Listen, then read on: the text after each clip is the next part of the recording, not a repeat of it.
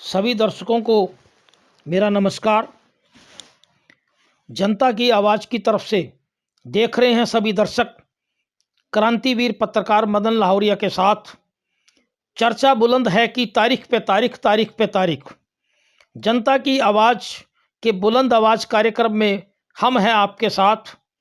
आज इस चर्चा में हमारा मुद्दा है तारीख पे तारीख, तारीख पे तारीख। साथियों, जो इस वक्त देश में हमारे मेहनत कर किसान अपनी मांग को लेकर के दिल्ली के बॉर्डरों पर धरना दिए हुए बैठे हैं और उनको तारीख पे तारीख भारत की केंद्रीय सरकार के द्वारा मिल रही है। इस किसान आंदोलन के मुद्दे पर हमने पहले भी 5 या 6 वीडियो प्रसारित की हैं और उम्मीद करते हैं कि आप लोगों को बहुत पसंद आई है और बहुत लोगों के हमारे पास संदेश भी आए हैं। इसी किसान आंदोलन की कड़ी में आज हम इस आंदोलन के आज 45वां दिन है। नव वर्ष 2021 के आज 9 जनवरी रात्रि को ये वीडियो मैं आप सब दर्शकों को देखने के लिए रिकॉर्ड कर रहा हूं और कल 10 जनवरी प्रातः सुबह आप सब लोगों को देखने को मिल जाएगी। तो आज हमारा ये 45वां दिन है किसान आंदोलन का। 26 नवंबर से प्रारंभ हुआ था और इस 45 दिन के अंदर भारत की केंद्रीय सरकार ने लगभग किसानों के साथ 9 बैठकें की हैं। 8 बैठक हमारे भारत के कृषि मंत्री के साथ और 1 बैठक भारत के गृह मंत्री अमित शाह के साथ हुई है। परंतु भारत का दुर्भाग्य इस देश का ये है कि ये सभी 9 बैठकें बेनतीजा रही। हमारे देश के मेहनत कर किसानों की एक ही मांग है कि जो तीनों कानून जो भारत की सरकार के द्वारा बगैर किसी मांग के किसानों पर लादे गए, तीनों काले कानून, वो कानून वापस किए जाएं। और इन 9 की 9 बैठक के अंदर मोदी सरकार की कोई भी मंशा स्पष्ट नजर नहीं आई। उनकी पूरी मंशा किसानों से धोखाधड़ी की बिल्कुल लग रही है। तो आज इस किसान मुद्दे पर, क्योंकि उनको तारीख पे तारीख मिल रही है, इसी किसान मुद्दे को लेकर के आज हम ये वीडियो जो रिकॉर्ड कर रहे हैं और उम्मीद करते हैं और ये वीडियो भी आप सभी दर्शकों को बहुत पसंद आएगी। तो साथियों, हमारे देश के अंदर जो हमारा मजदूर वर्ग है, मध्यम वर्ग, मेहनत कर किसान वर्ग और छोटा हमारा कर्मचारी वर्ग और छोटा उद्योग और व्यापारी वर्ग, बरसों बरसों से इस सारे कमेरा वर्ग को, चाहे हमारे देश की अदालतें हों, चाहे हमारे देश के थाने हों, चाहे हमारे देश के सरकारी विभाग हों, वहाँ इन सभी वर्ग, कमेरा वर्ग को हमेशा हर केस में तारीख ही तारीख मिलती है। और ये सारा कमेरा वर्ग भारत के अंदर हमेशा तारीख पे तारीख मिलने से पीड़ित रहता है और इनकी तारीख पे तारीख दी जाती है, इनकी कोई सुनवाई नहीं होती। आज वही पूरे देश और पूरे विश्व में ज्वलंत मुद्दा आ गया है कि कहाँ तो हम भारत को सोने की चिड़िया कहते थे और जो इस वक्त भारत की सत्ता पर सत्तासीन नरेंद्र मोदी अपने आप को देश के बहुत बड़े राष्ट्रभक्त और समाज के हित चिंतक, जनहित चिंतक कहते हैं, उनके इस 6 साल के राज्यकाल में तो इस तारीख पे तारीख की कमाल ही कर दी गई है। इन्होंने तारीख पे तारीख के अलावा एक नया नमूना इजाद किया। सत्ता पर बैठते ही 2015-16 से इन्होंने भारत के इस कमेरा वर्ग को लाइनों में खड़ा करना शुरू कर दिया।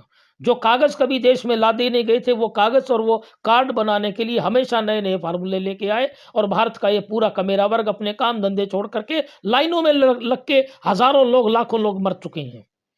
तो आज इस किसान वही परिपाटी ये किसान आंदोलन के साथ कर रहे हैं, इन भोले भाले किसानों और हमारे देश के मेहनत कर किसानों के साथ। जो किसान हमेशा थानों के अंदर, सरकारी विभागों में और कोर्ट कचहरियों में तड़फता रहता था और उसके केस कभी फाइनल नहीं होते थे, आज अपनी मांगों को लेकर के भरी सर्दी की रातों में जो दिल्ली के बॉर्डर के चारों तरफ पड़ा है और जिन्होंने अभी विशाल एक ट्रैक्टर रैली निकाल करके भी सरकार को चिताया, परंतु मोदी सरकार इतनी बेशरम और निकम्मी है कि उनके कानों पर जू तक नहीं रेंग रही किसी किस्म की, और वो कोई सुनने को तैयार नहीं है और ये तारीख पे तारीख मिले। तो साथियों, आज हम आपको बताते हैं कि इस तारीख पे तारीख देने के पीछे मोदी सरकार का क्या राज है। आपको चौंकाने वाले तथ्य मिलेंगे कि ये जो पटकथा लिखी गई है तीनों कानूनों की, ये 1-2 साल में नहीं लिखी गई साथियों। इसका खेल मोदी सरकार ने, स्वयं प्रधानमंत्री नरेंद्र मोदी ने 2016 से रचना शुरू किया था। हमने जब इसकी गहराई में जाना चाहा तो हमें पता लगा कि जो देश के बहुत बड़े विशाल उद्योगपति अडानी ग्रुप ने अपनी जो शेयर स्टॉक की जो उनकी प्रक्रिया होती है, उसके तहत सेबी के अंदर 2016 में ही एक अपनी रिपोर्ट सबमिट करवाई, प्रस्ताव सबमिट करवाया कि हम जल्दी ही एक एग्रो लॉजिस्टिक के व्यापार के अंदर जाना चाह रहे हैं, तो उन्होंने वहाँ अपनी सूचना अधिकृत करवाई। उसके तुरंत बाद अडानी की कंपनी ने भारत के फूड कॉरपोरेशन ऑफ इंडिया को 2016 के प्रारंभ में एक लेटर भेजा और उस लेटर में इच्छा जताई कि हम भारत के अंदर अनाज भंडारण के लिए जगह जगह हर प्रांतों के अंदर कोनों, देश के भिन्न भिन्न कोनों में अपने वेयर हाउस बनाना चाहते हैं, आप हमें कृपया मंजूरी दें। उसके तुरंत बाद माननीय प्रधानमंत्री नरेंद्र मोदी की सहमति से फूड कॉरपोरेशन ऑफ इंडिया ने उनको मंजूरी दी और वर्ष 2016 में ही टेंडर कॉल किए गए भिन्न भिन्न जगह के लिए वेयर हाउस बनाने के लिए। और टेंडर देने के और टेंडर की प्रक्रिया पूरी करने तक का जो समय था वो वर्ष 2016 के आखिर तक सारी प्रक्रिया पूरी कर ली गई। अडानी ग्रुप ने सबसे कम निविदाएं दी, भारत सरकार के नरेंद्र मोदी प्रधानमंत्री जी की सहमति और इनसे सेटिंग करके कि और उन कम निविदा के देने की जो मंशा के पीछे बहुत बड़ा राज था, जो पर्दे के पीछे से जो हजारों करोड़ रुपए की कमीशन बाजी का था, जबकि हमारे देश के प्रधानमंत्री नरेंद्र मोदी हमेशा जब विपक्ष में होते थे तो उस वक्त की सत्तासीन सरकारों पर हजारों लाखों करोड़ के रिश्वत के आरोप लगाते थे पार्लियामेंट के अंदर। आज इन्होंने ही अडानी ग्रुप से मिली भगत करके उनको हजारों करोड़ रुपए की जो अडानी ग्रुप ने इनको भाजपा की केंद्रीय सरकार को रिश्वत दी और कम निविदा के कारण उनको ये टेंडर मिल गया और भारत के भिन्न भिन्न कोनों में उन्होंने वेयर हाउस बनाने शुरू किए। ये कानून कोई 1-2 साल की रचना में नहीं आया। उसके बाद आज जो हमारे हरियाणा का पानीपत के पास का नौलथा का जो केस खुला है उसमें हमने तथ्य निकाले, वो आप सभी दर्शकों के सामने मैं रखने जा रहा हूँ कि वर्ष 2016 में ही जब टेंडर दिया गया तो उस वक्त अडानी की जो एक हरियाणा में जो कंपनी बनाई गई अडानी ने, उसका नाम रहा Adani agro logistic Panipat limited. वो कंपनी उस वक्त फॉर्मेशन में नहीं थी। वो टेंडर दिया गया 2016 में बगैर कंपनी रजिस्ट्रेशन हुए। वर्ष 2017 में भारत के रजिस्ट्रार ऑफ कंपनीज ROC के अंदर वो रजिस्टर्ड करवाई गई Adani agro logistic Panipat limited के नाम से और उसने नौलथा में वो ज़मीन ली। तो एक बात बताइए सभी साथियों और सभी देखने वाले दर्शकों से मैं ये बताना चाह रहा हूँ कि जो कंपनी रजिस्टर्ड ही नहीं, फॉर्मेशन में नहीं, उसको टेंडर दे दिया गया। और उसके बाद अब आ जाइए कि मध्य प्रदेश के अंदर इस वक्त आपको बता देते हैं कि ये कानून लागू कर दिए गए और अडानी के वेयर हाउस बन चुके हैं और फूड कॉरपोरेशन ऑफ इंडिया का जो अनाज का स्टॉक है वो ट्रांसफर होना शुरू हो चुका है।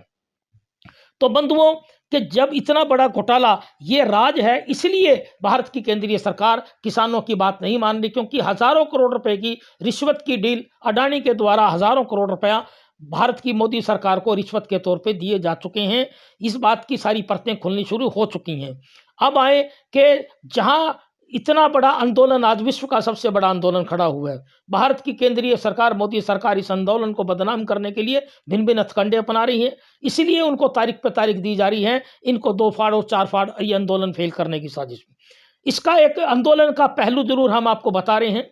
वहाँ छोटे छोटे बच्चे, छोटे छोटे बच्चे और महिलाएं अपनी लंगर में सेवा कर रही हैं और ऐसे ऐसे साधन जुटा दिए हैं लोगों ने अपने पंचायतों से, गांव की पंचायतों से पैसे इकट्ठे करके, जबकि मोदी सरकार उन पे खालिस्तानी या विदेशों से धन आने का आरोप लगा रही है, जो कि पूर्णतया गलत है। ये तथ्य वहाँ हर पत्रकार साथी जाके देख रहे हैं और देश के सभी पत्रकारों से हमारी गुजारिश है कि मोदी सरकार के हथकंडों, अफवाहों में ना जाएं। उस आंदोलन की जो आप चाहे सिंधु बॉर्डर हो, चाहे सांझा बॉर्डर हो, चाहे गाजीपुर बॉर्डर हो, चाहे ढांसा बॉर्डर हो, चारों तरफ के जो दिल्ली के बॉर्डर हैं वहाँ पर बेमिसाल व्यवस्थाएं चल रही। इतनी ज़बरदस्त बारिश हुई पिछले दिनों, उस बारिश के अंदर इनके टेंट, बिस्तर, खाने के सब सामान भीग गए, परंतु भारत के इन मेहनत किसानों ने कभी भी हिम्मत नहीं हारी। और इवन देन हमें पता लगा कि सिंधु बॉर्डर पर कीचड़ और सफाई करने के लिए पंजाब के समराला से 30 लाख की मशीन आ गई। उसी प्रकार वहाँ पे रोटी बनाने की मशीनें, इतनी बड़ी व्यवस्थाएं दी गई हैं, आपकी पानी गर्म करने की और शौचालय तक ट्रालियों के अंदर जो व्यवस्थाएं दी गई हैं, उनको आप ये जितने भी देश के अंधभक्त हैं जो मोदी सरकार के, वो गलत टिप्पणी ना करें सोशल मीडिया पर। आज हमारा वो अन्नदाता इतनी बड़ी भारी सर्दी और भारी बारिशों के अंदर अपने कंबलों के अंदर वहाँ उन्होंने टेंटों की व्यवस्था करी है। हर गरीब आदमी का धन एकत्र लगा है, कोई विदेशों से या खालिस्तानियों का धन नहीं आया। दूसरी बात, आज इस 8वें 9वें दौर की बात, जो अभी एक विशाल ट्रैक्टर रैली निकाल करके किसानों ने, बहुत बड़ी विशाल ट्रैक्टर रैली निकाल करके गवर्नमेंट को चिताया, परंतु गवर्नमेंट के, भारत की सरकार के कान पे जू नहीं रहेंगे। और अब उसके बाद जो 15 जनवरी तारीख दी गई है, इधर दूसरी तरफ सुप्रीम कोर्ट के अंदर भी 11 तारीख को सुनवाई है। अब सवाल इस बात का आता है कि किसान बिल्कुल अपनी बात पर जायज़ हैं। आज पूरे देश की जनता और मध्यम वर्ग और व्यापारी वर्ग भी इस बात को महसूस कर रहा है कि किसानों की मांग बिल्कुल जायज़ है। जब आज हमारे देश के अंदर जो भी प्रोडक्ट बिकते हैं बाज़ारों में, उनका एमआरपी होता है, तो किसान की फसल का एमएसपी क्यों नहीं? ये तीनों कानून वापस क्यों नहीं कर रही सरकार? तो इस आंदोलन के आगे जो चिंता बढ़ चुकी है आम जनता के अंदर देश की, कि आगे समय बड़ा खतरनाक आ रहा है, और 26 जनवरी ये देश का गणतंत्र दिवस है।